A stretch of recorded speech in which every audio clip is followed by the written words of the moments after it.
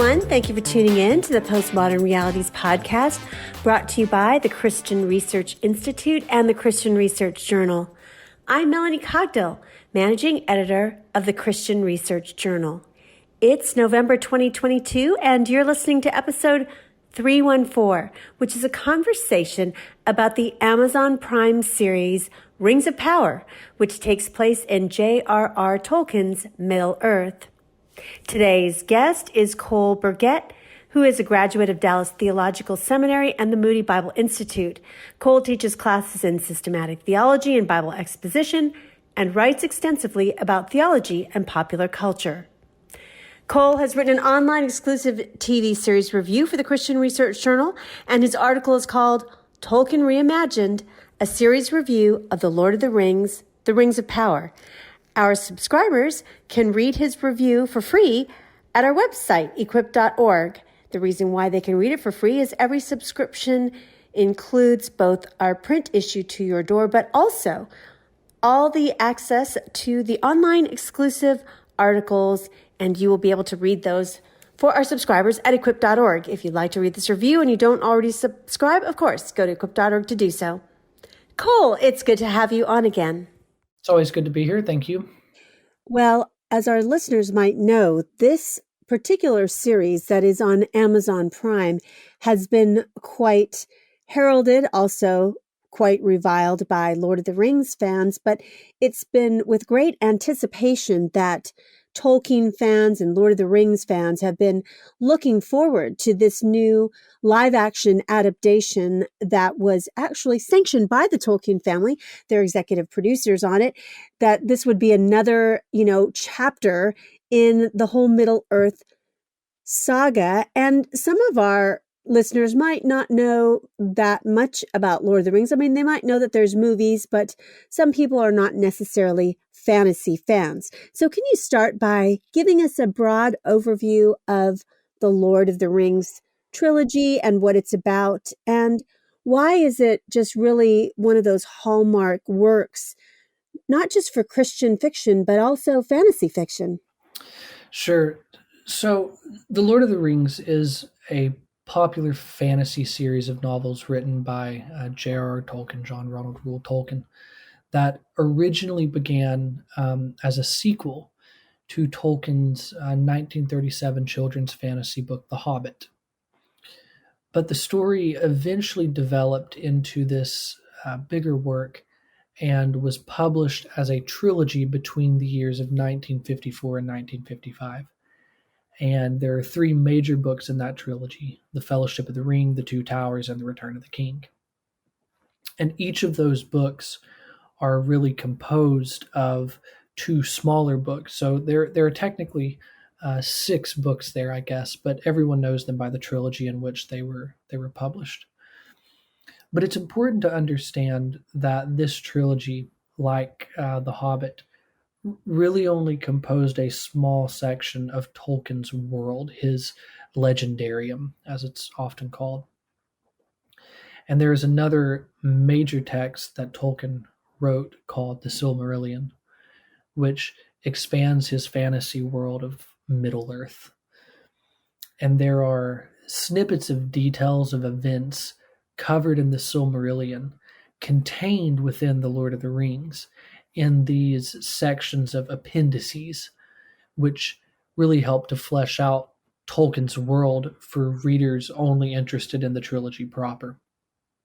Now, when the books were first published, the reception was fairly lukewarm, but over time, given the book's influence on the now extremely popular fantasy genre, in many ways Tolkien shaped modern fantasy into its current form.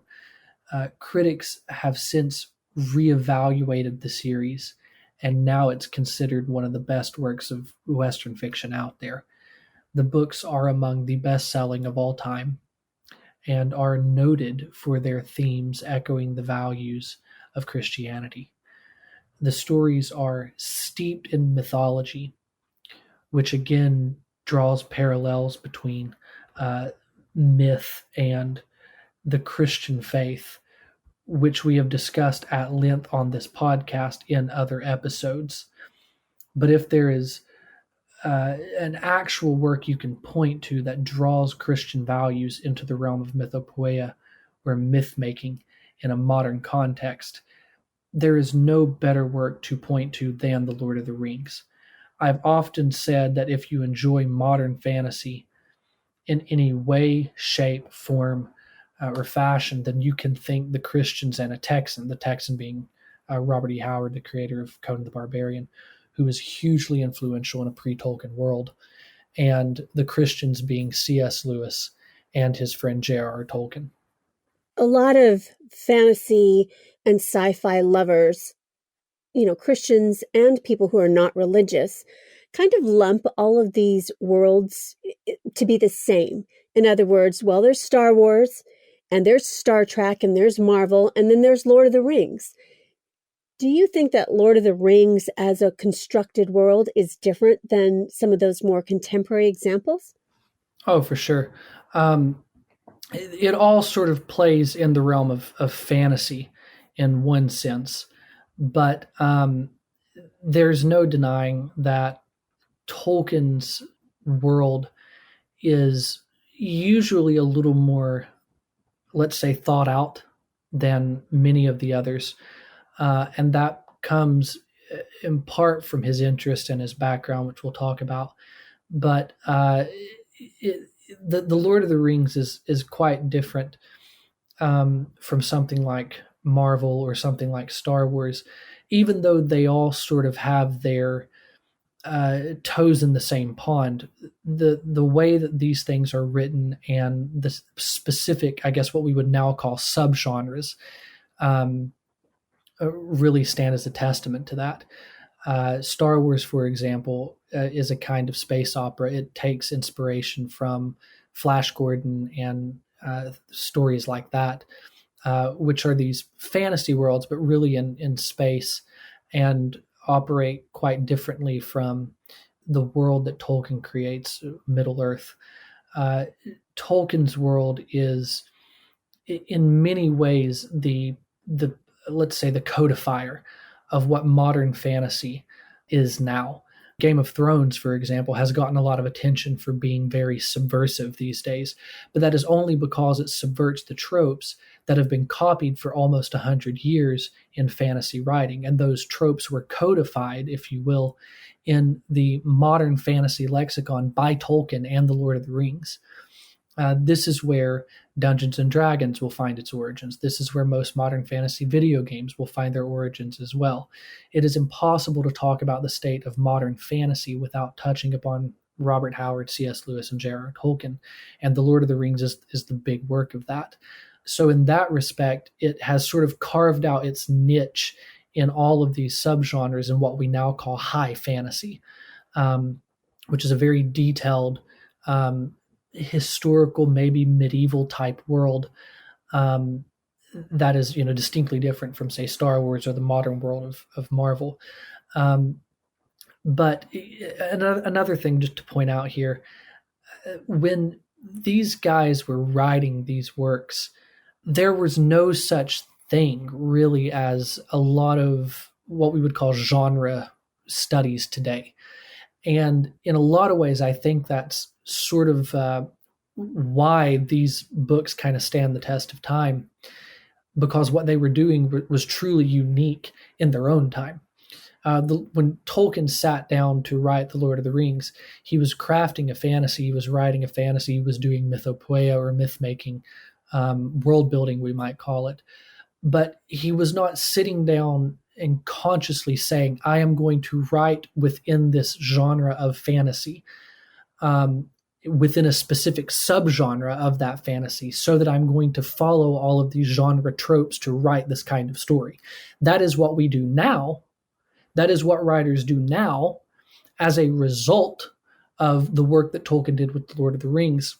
And that's what I mean when I say that he sort of fashioned modern fantasy into what it is.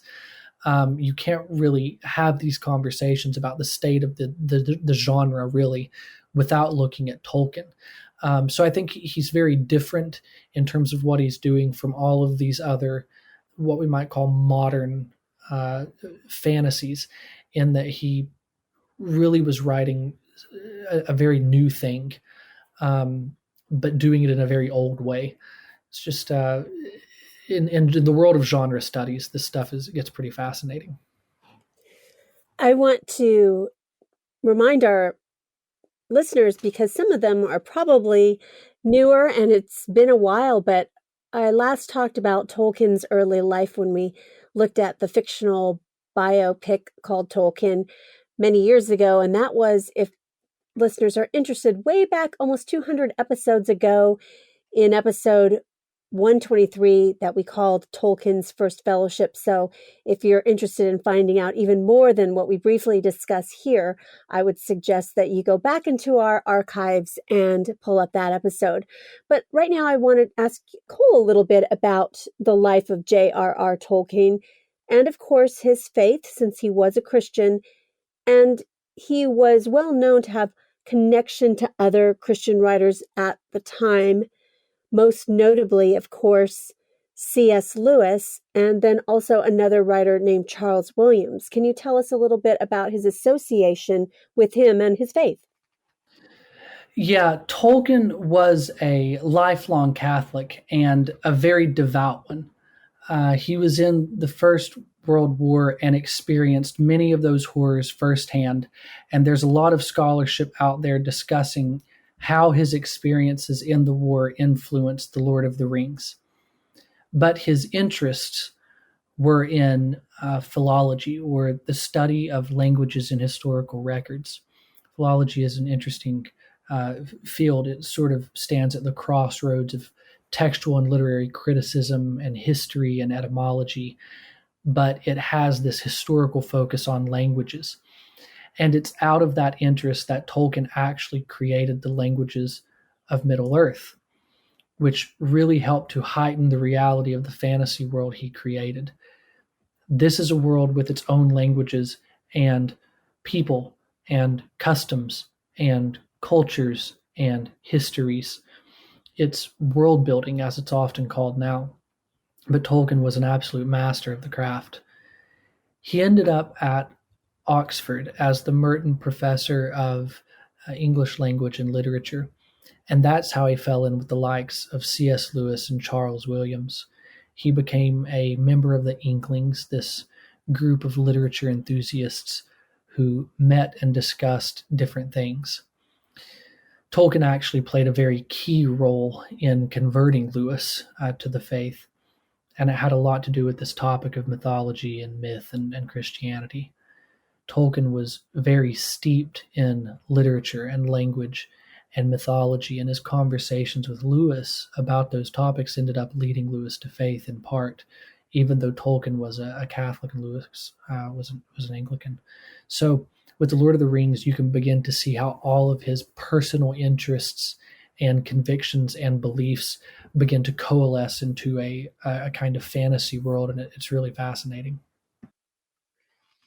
I think one thing that some Christians might assume is that the styles of writing, like Lewis and Tolkien, were related because they knew each other. For example, the Chronicles of Narnia by C.S. Lewis are considered children's literature and a work for children. And of course, as you mentioned, The Hobbit was a story originally for children. And so people assume that the whole world of Middle-earth is just like Narnia and kind of a Christian allegory. So I think Christian readers are expecting is there a character like Aslan who's Jesus, or does Gandalf represent Moses or a prophet or something like that in the Bible? And, is Sauron really Satan? So is it true? Do they have a similar literary style, or is the work of Tolkien and C.S. Lewis very different in some respects? So this is a really fascinating question. The question of allegory, which always seems to come up in these discussions. And I'll tackle this in broad strokes first, and then we'll try to get into some of the details of it. From a very broad perspective, Tolkien would say no, that The Lord of the Rings is not allegory. that allegory he really wasn't even a huge fan of. He tried to think of things more in the context of literature and history, which he believes allowed for believed allowed for a kind of depth of thought that allegory did not. That being said, when a lot of this stuff started out in some of his early letters, he actually did sort of call the Lord of the Rings a kind of allegory of power. But then later on, he would sort of revise his opinion and say that it wasn't so much a story about power, but a story about death and immortality or deathlessness. And so Tolkien himself, you can see, I don't want to say he sort of waffled back and forth, because that's really not what he did, but he sort of over time revised his opinion of his own work. And I will say it like this. I think the reason he sort of struggled with the idea of his work as allegory is because it's not as, if it is an allegory, it is not as blatant an allegory as something like the Chronicles of Narnia, where there are very clear one-to-one correlations between the story being told and, say, the story of Christianity. Aslan is very clearly Jesus. His life sort of mirrors Jesus's, in a sense.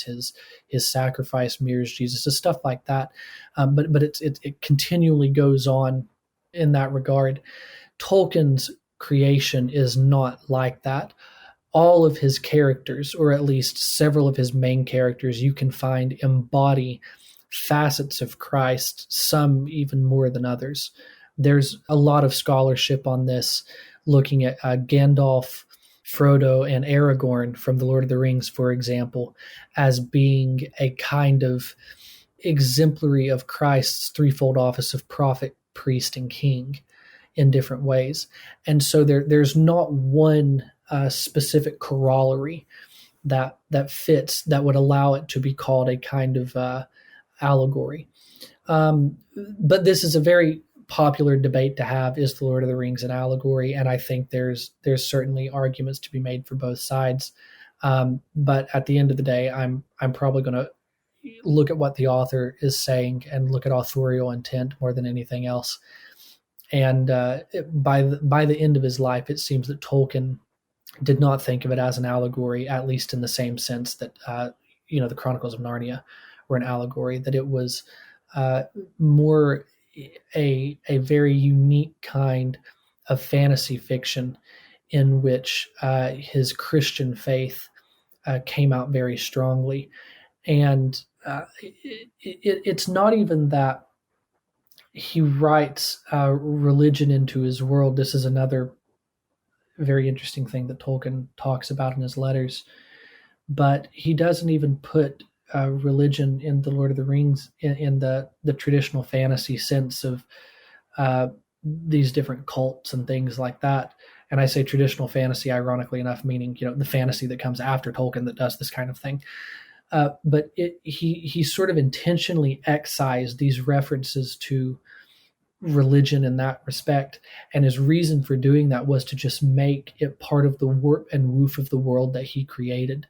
It's a very interesting idea there that a lot of fantasy after Tolkien doesn't seem to even come close to grasping, that the idea of faith and the gods, or the god, as he would say, is key in his own work. It is just there and is part of the warp and woof of the fantasy world he writes.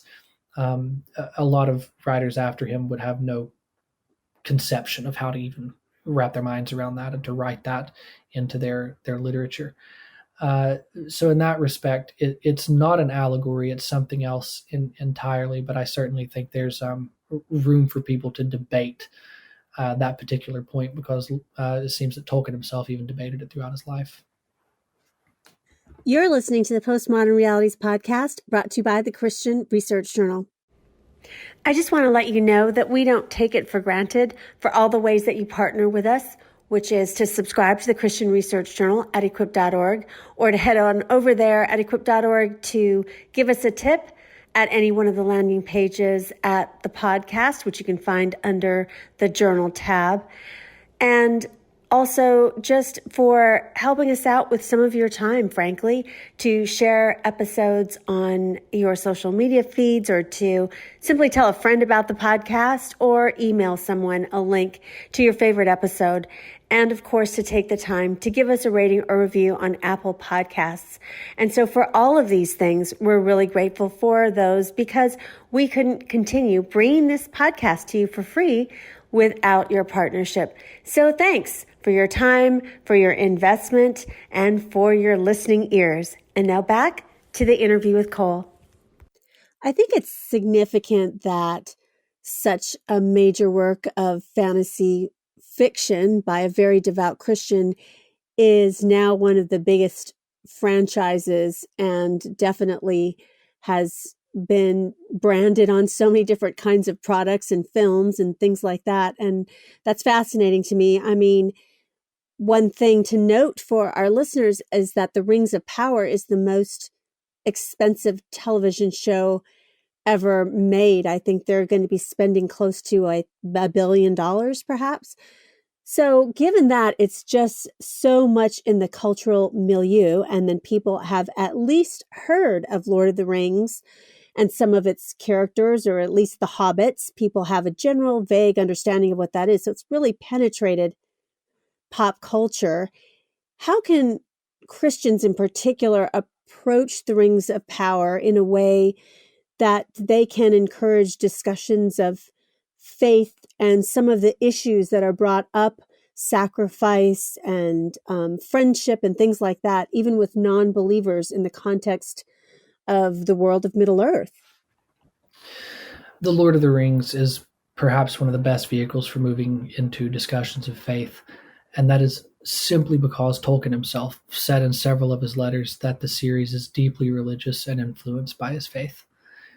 So this is one of those areas of pop culture where Christians really do have a valid say in terms of criticism or just discussion, simply because The Lord of the Rings is a deeply Christian work, and that comes by the admission of the guy who wrote it himself. This, taken alongside the fact that the fantasy genre is more popular now than it ever has been, is like an open invitation for Christians to step into conversations about faith, and the common ground, if you will, is one's interest in this fantasy world Tolkien has created. And just to give a very practical example of this, I actually have a friend who's a Marine who recently discovered Tolkien's world by virtue of the Peter Jackson films. And this guy is more of an agnostic.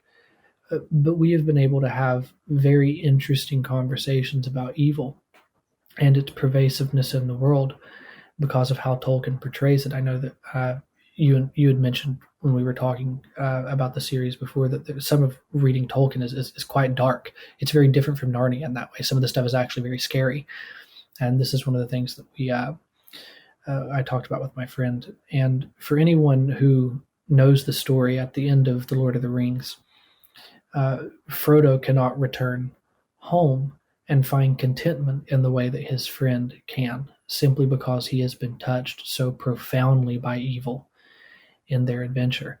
And that was Tolkien's great conviction about the character of Sam, who does manage to come home after their adventure and pick up a very ordinary life and live it with contentment.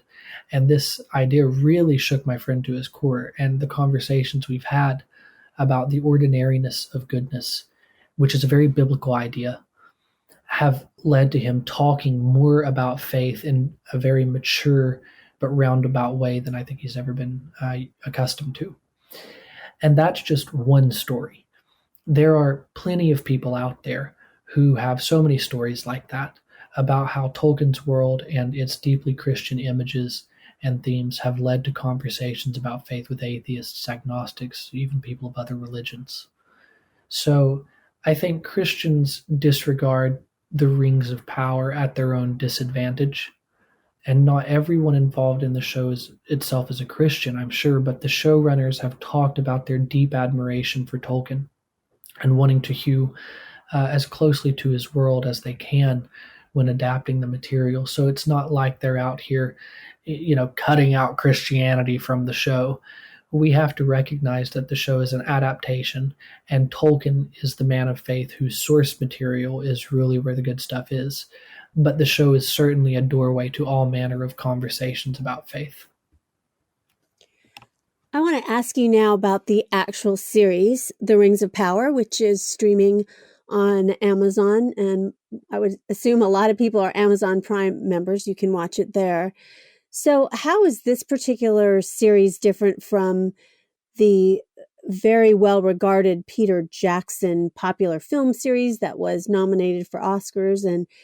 And how does the storyline fit into the broader mythology of Middle Earth that Tolkien created? One thing I think some watchers might not know is this is based on some smaller material in the appendices of the Lord of the Rings series, which a lot of readers probably skip because it seems more mundane, or a lot of different, just historical notes and more history. But there's a lot of room there for things that are happening. And maybe you can explain to us kind of the different broad history ages in the Lord of the Rings, so people can be familiar of where the Rings of Power is taking place in that historical timeline.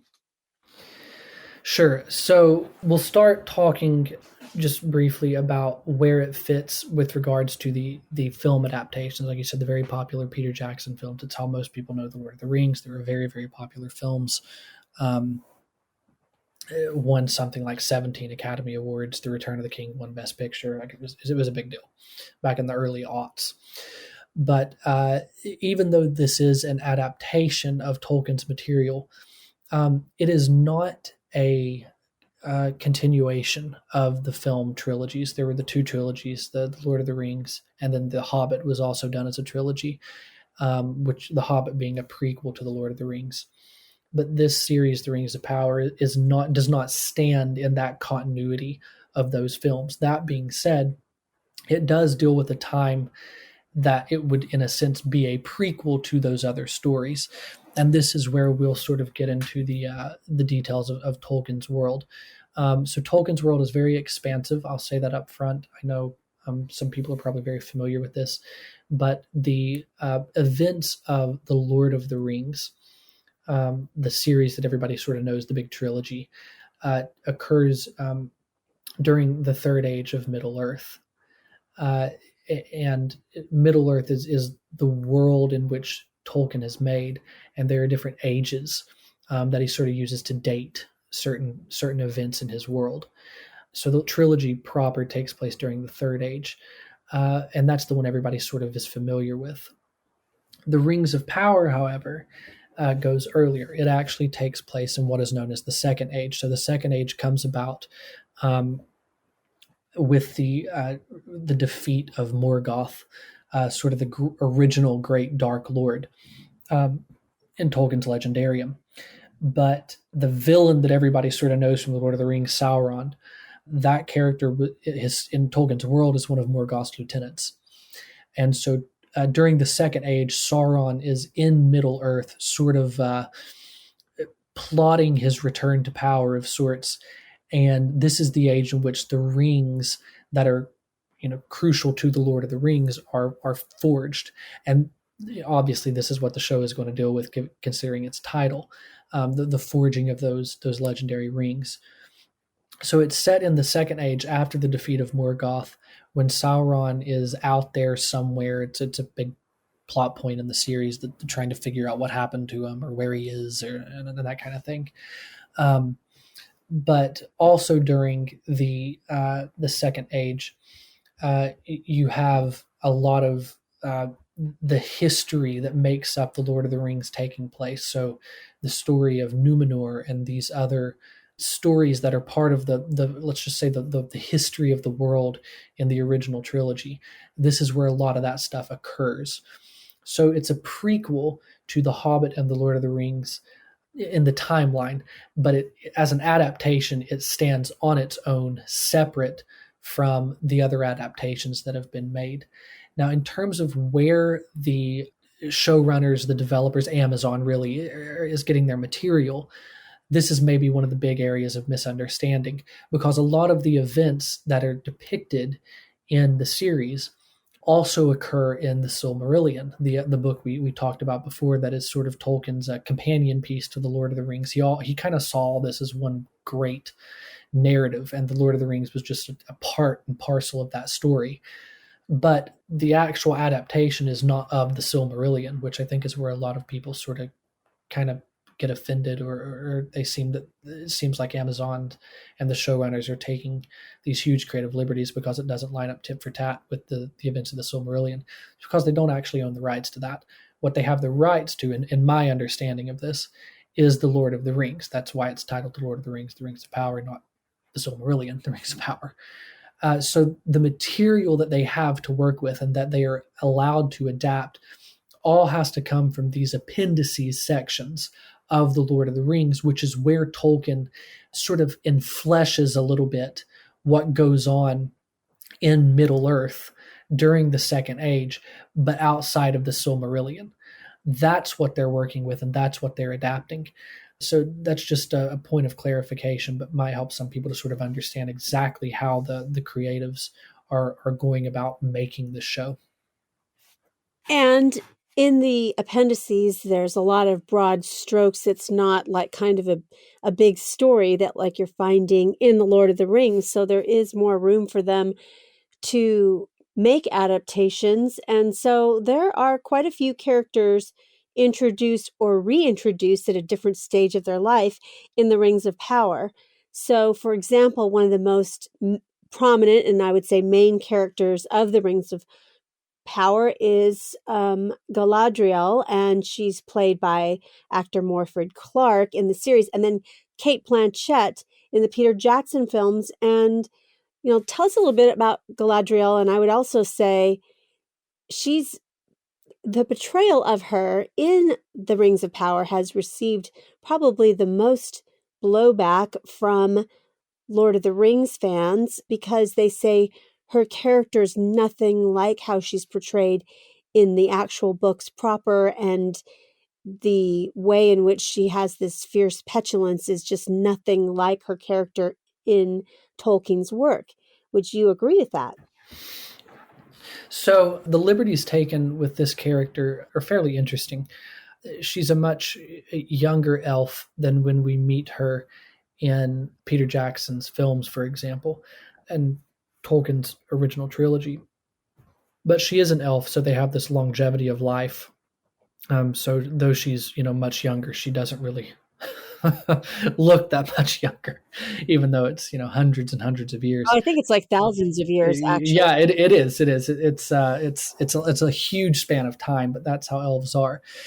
So she is this elf, and she's a very important figure in Tolkien's legendarium. Her daughter, for example, actually becomes the wife of Elrond and the mother of Arwen, who marries Aragorn, the king of Gondor in the Lord of the Rings. And in Tolkien's world, she ultimately comes to possess one of the Rings of Power. But in the series, she is presented as this kind of warrior on this vendetta to find Sauron. And her motivation in the series for that has everything to do with the death of her brother, Finrod, which is in Tolkien's works. But it's exploring her life as a very young elf. And in the books, for example, she has a husband who has not even been mentioned or introduced in the series yet.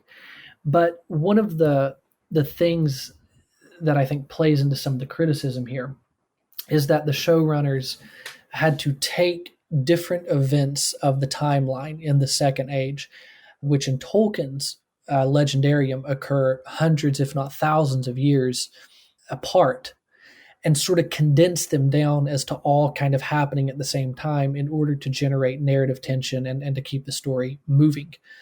So it's kind of hard to say if the series is going to, and I'm assuming it will, grow her into the Galadriel we sort of know from Tolkien's works or the Jackson films, if it's going to grow her into this more regal figure who is less of this tempestuous warrior type.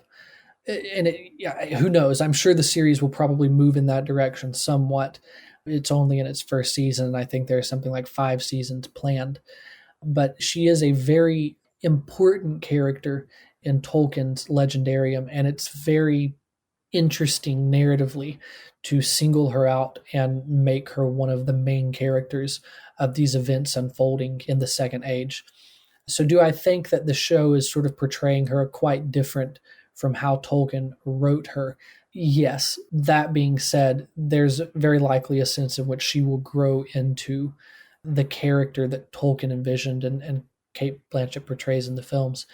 And the evidence you see of that is, if for those of you who've seen the show, is in the lessons that she's learning.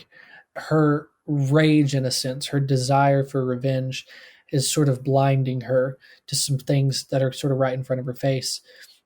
And she's having to sort of learn to temper that in a sense.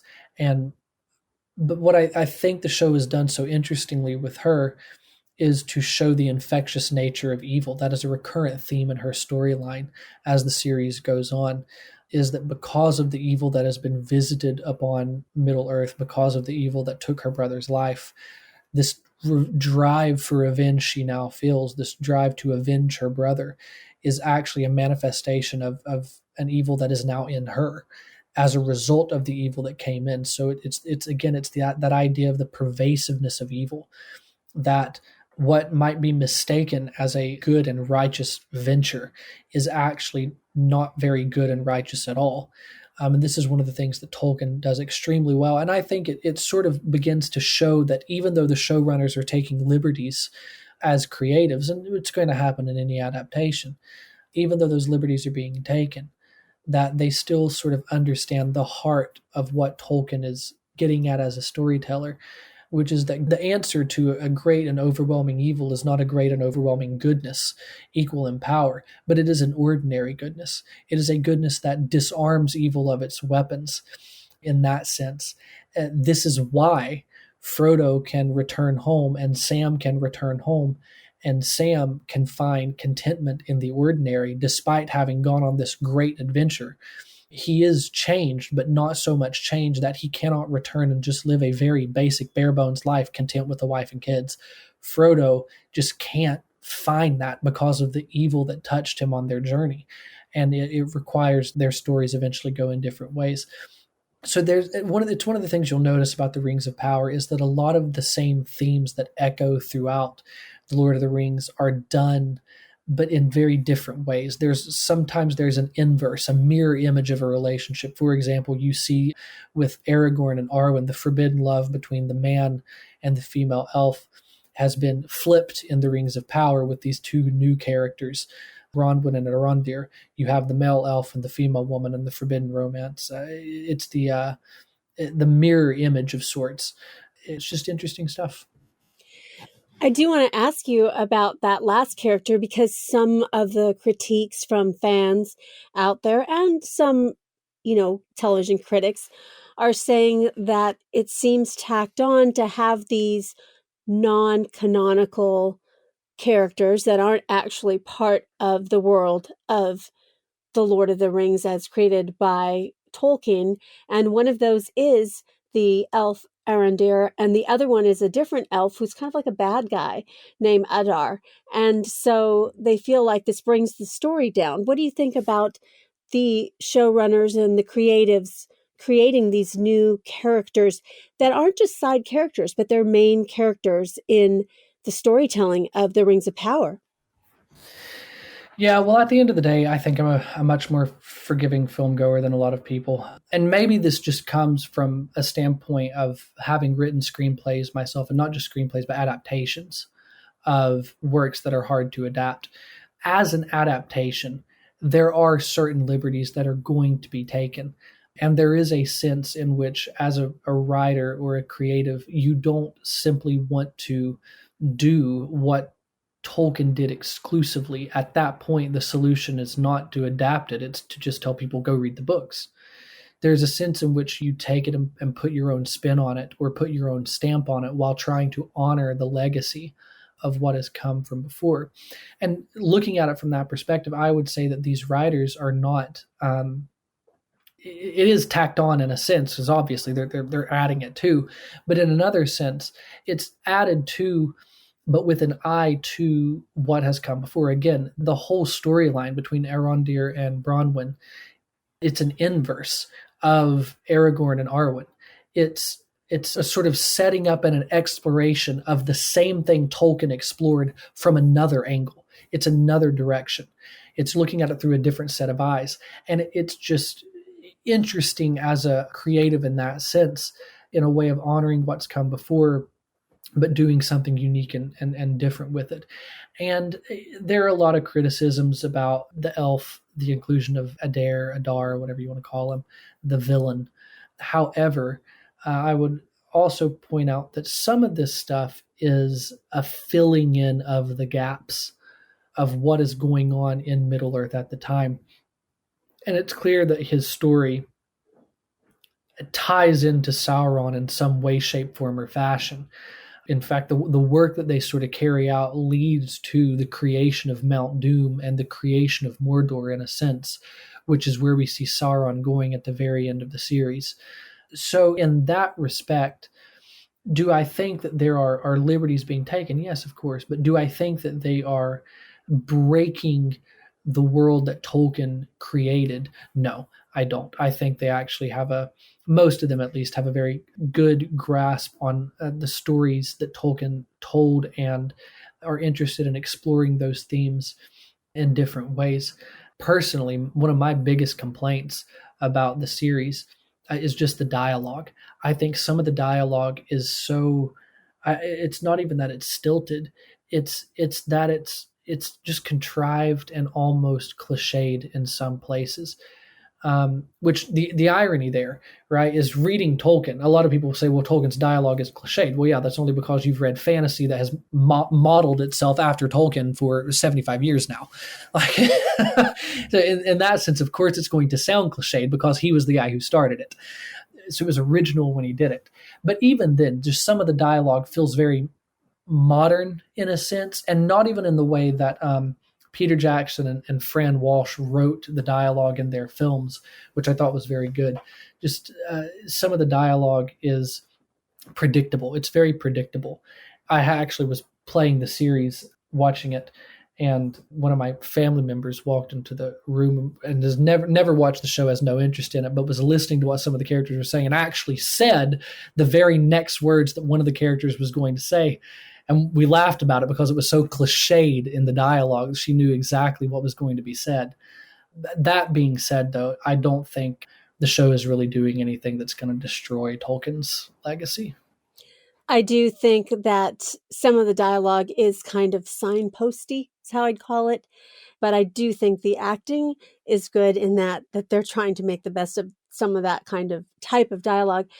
But in addition to the critique of these non-canonical characters being main characters, there's been a lot of criticism of the series, so much so that Amazon actually had to turn off the commenting on the episodes because it was getting so bad and just in the tone of the critiques.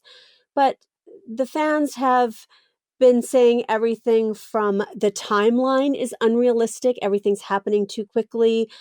There's been a lot of critique of the ethnicity of the characters because they are using various different ethnic actors to be hobbits or elves, and people are not thinking that's in line with what they thought the vision of Tolkien was. And, to the clothes that they're wearing, to what they're called, they're not called hobbits, they're called Harfoots, and all these kinds of different things that they're not liking. The humans in Numenor are supposed to be these giants, and they're just like average people having bar fights, and just they don't have the regalness that is portrayed by Tolkien. And so how would you address that? Because it's, like I said, they've had enough critique to turn off the comments.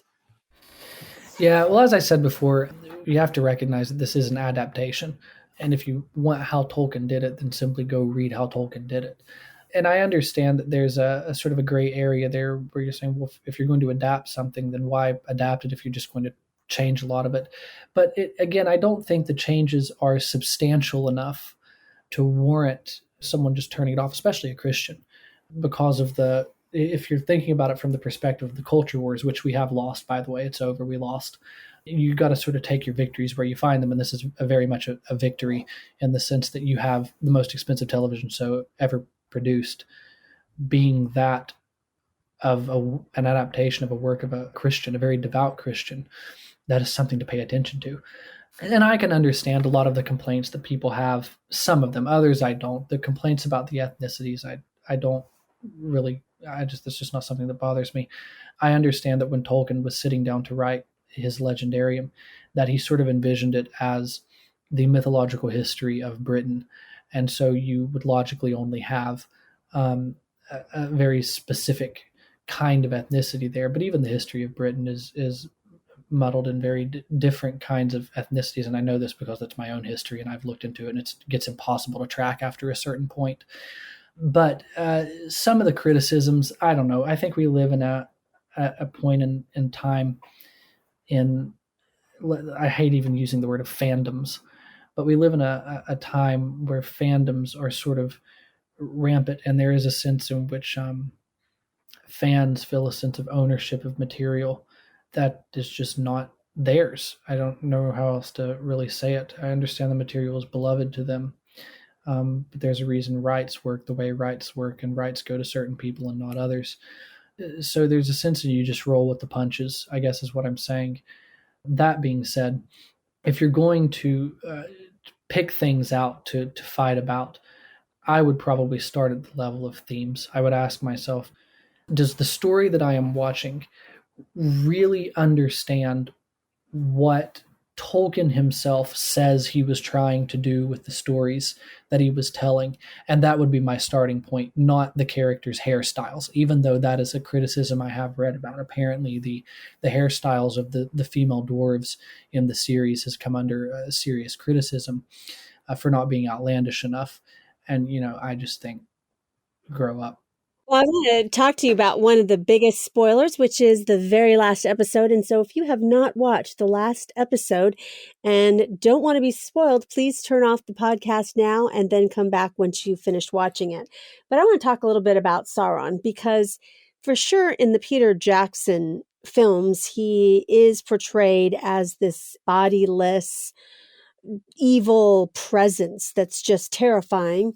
And you don't really, he's not somebody you can actually see. So what about how Sauron is portrayed in the Rings of Power, and why do, again, some of the fans and viewers of the show find this controversial? One thing, too, is I don't know if it was in the Silmarillion or in the appendices, but at one point Sauron does think, well, I'll try to turn over a leaf and, stop my evil ways, except for he got really bored. So he went back to being, evil.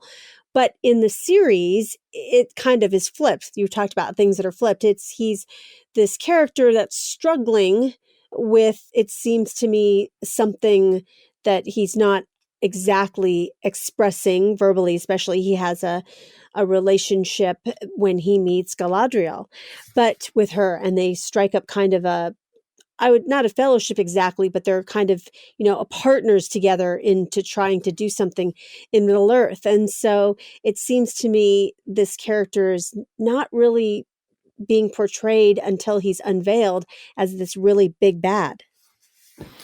Yeah, so the portrayal of Sauron in this show has been one of the bigger curveballs. That being said, in Tolkien's world during the Second Age, there is a point in time where Sauron is actually, walking around on 2 feet. He's not this disembodied spirit, but he actually does have corporeal form. And that's actually part and parcel to Tolkien's original story. He becomes disguised as this elf named Anatar that deceives Celebrimbor and sort of teaches these elven smiths the ways of crafting these rings, which leads to the creation of the rings. And then he goes and creates the one ring that becomes the plot device for the original trilogy. But in this series, he does have corporeal form, but he is not disguised as an elf, at least not yet. There's very much room in the series that he does come back as Anatar, and all of that goes on. But as it stands in the series currently, the big twist at the end of the first season is that one of the characters that we've sort of assumed has been a human working with Galadriel this entire time is actually Sauron, who she has been hunting for the whole season. And there's a lot of stuff that is hinted at there in their final conversation about what he is struggling with. Like you said, it's almost like he's having this very crisis of identity almost that I'm sure will be developed as the series goes on.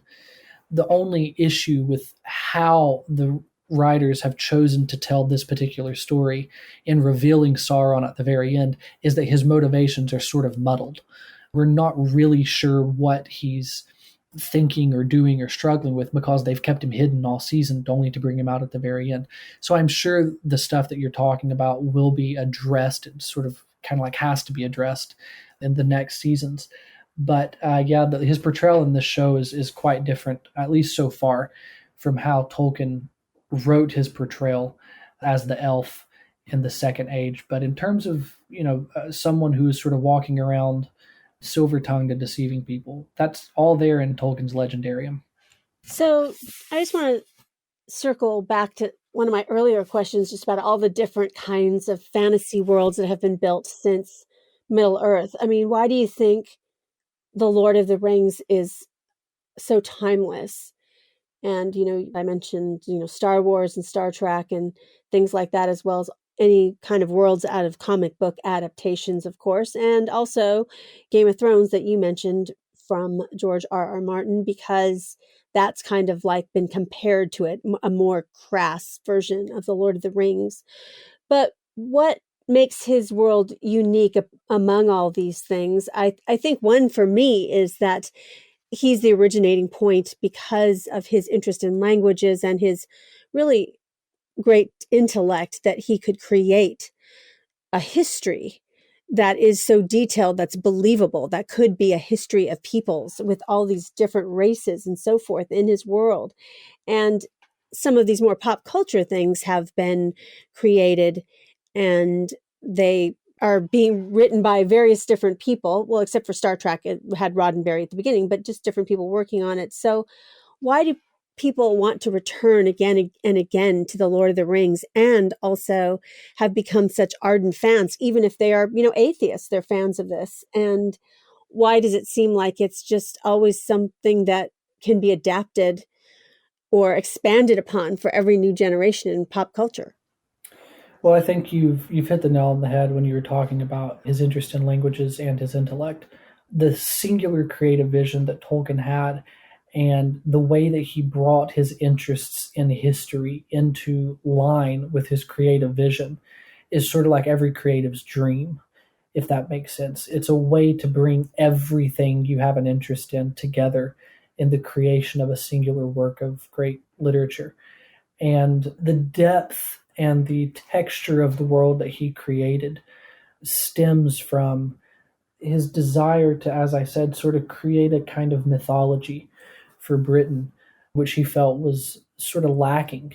You had the Greek myths, you had the Roman myths. Where was Britain's great mythology? And he set out to kind of, in a sense, imagine that. And so you have this sense in which mythology and faith and creativity all sort of coalesce into something which is really fantastic, parts, but is something greater than the sum of its parts. And that's why people return to it. Not only in that he's the originator of so much of this, but just because it's so well done. I think, in a way, The Lord of the Rings is proof positive of the very thing that Tolkien taught Lewis that opened the doorway for Lewis coming to faith. And you said it yourself, there are people who are agnostics, who are atheists, who are really great fans of Tolkien's world and his works. And it was that very thing that began to woo Lewis to Christianity, is Tolkien talking to him about mythology and the connection between mythology and faith. It's ultimately the thing that would lead Lewis to conclude that Christianity is the quote-unquote true myth, capital T, capital M, that the mythological story that actually transpires in human history that draws us, as he says, further up and further in, is that really wonderful expression Lewis uses. And Tolkien's world, The Lord of the Rings, his legendarium, just as a whole, sort of proves his point in that by having these people who do not share his faith falling in love with this mythological world that he's created, which is shot through with Christian themes and ideas and images and values, and Tolkien himself says is inseparable from his faith. That is why this is such a fantastic property to discuss in terms of apologetics and evangelism. There are so many doorways into discussions of faith by virtue of the fact that it's a singular creative work from a singular creative vision. And as far as the Rings of Power is concerned, the fact that the showrunners want to lean into that rather than excise it, even if they're taking liberties with it for the sake of adaptation, the fact that they are leaning into Tolkien and not trying to get rid of him is a great testament to the man's legacy, I think, and his faith.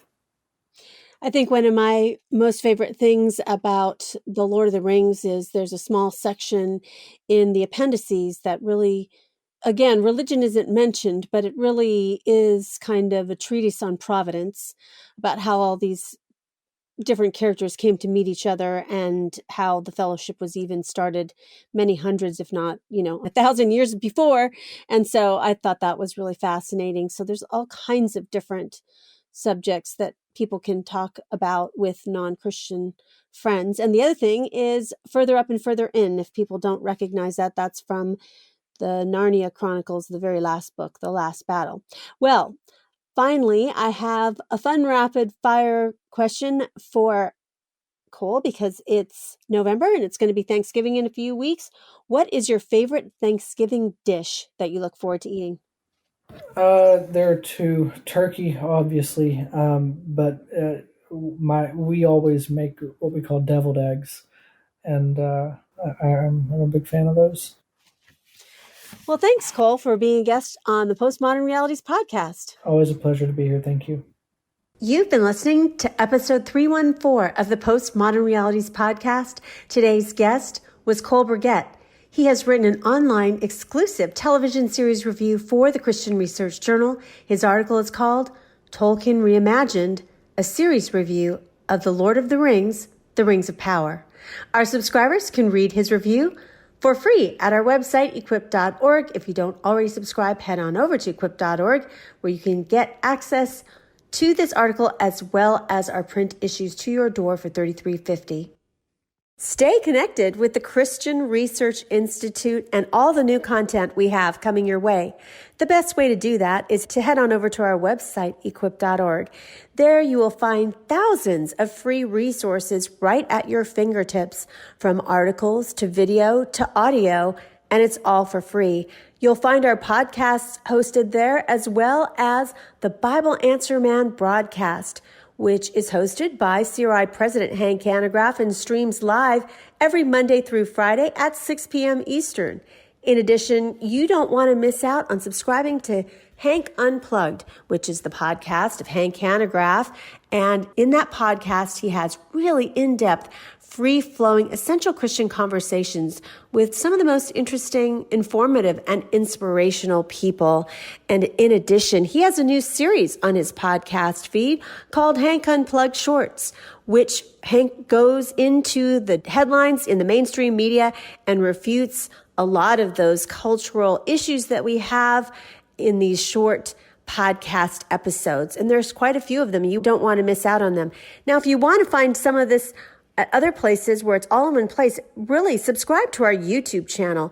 It's a great way to get all of our content there, our podcasts there, and different individual questions theologically that people have that Hank answers at our YouTube channel. Now, you might be thinking to yourself, I don't know how to subscribe to YouTube. I don't have a YouTube account. Well, actually, you might just have a YouTube account. If you have a Gmail address, you have a YouTube account. Just log into YouTube with your Gmail address and search for Bible Answer Man channel, and please become one of our subscribers. In addition, if you see that bell icon right there on our front page, please click that, and every time that we have new content, you will receive a notification that new content is up on our channel for you to be able to consume. So thank you so much for the ways in which you partner with the Christian Research Institute. We are grateful for you listening and reading and watching.